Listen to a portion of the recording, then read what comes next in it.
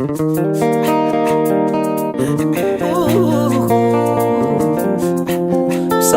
dada, misaotra mama. Ko haikajajaina naho be androany izao naho be tsy hagnajaray aman-dreny.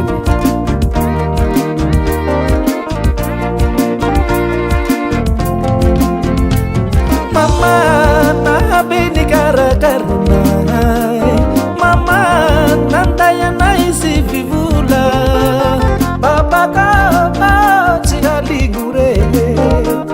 Misaotranareo raho tsy nagnary ahy, nareo ray aman-dreny ny kolokolo nitezanay, nareo mpizanahareko kajaiko mandraky zay.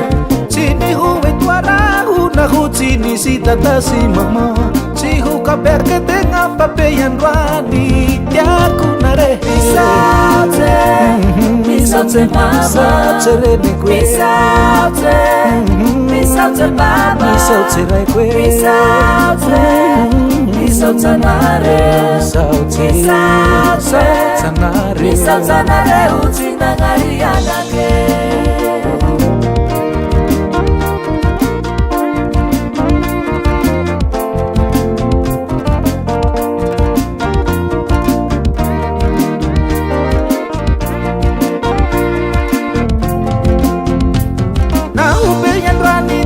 Lekabete na ole mahilala tsy mety amendray aman-dreny, zaho aloha tsy haniratsiranare, sanatria ty vavava zaho tsy hipahake.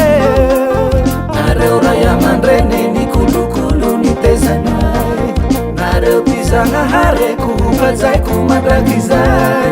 Ka na ino hitranga tiako dada sy mama, aza manahy nareo ry maso androko fa tiako nare. Misaotra, misaotra mama, misaotra reniko, misaotra, misaotra baba, misaotra raiko, misaotra, misaotra nareo, misaotra, misaotra nareo, misaotra nareo tsy nagnary anake.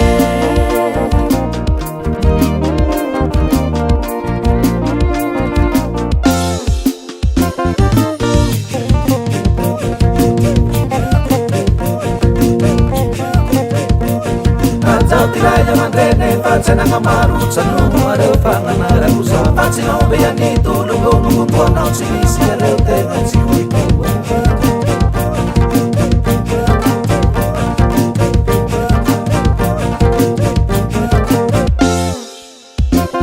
Misaotra, misaotra mama, misaotra, misaotra baba, misaotra, misaotra nareo, misaotra reniko, misaotra, misaotra raiko, misaotra nareo tsy nagnary anake.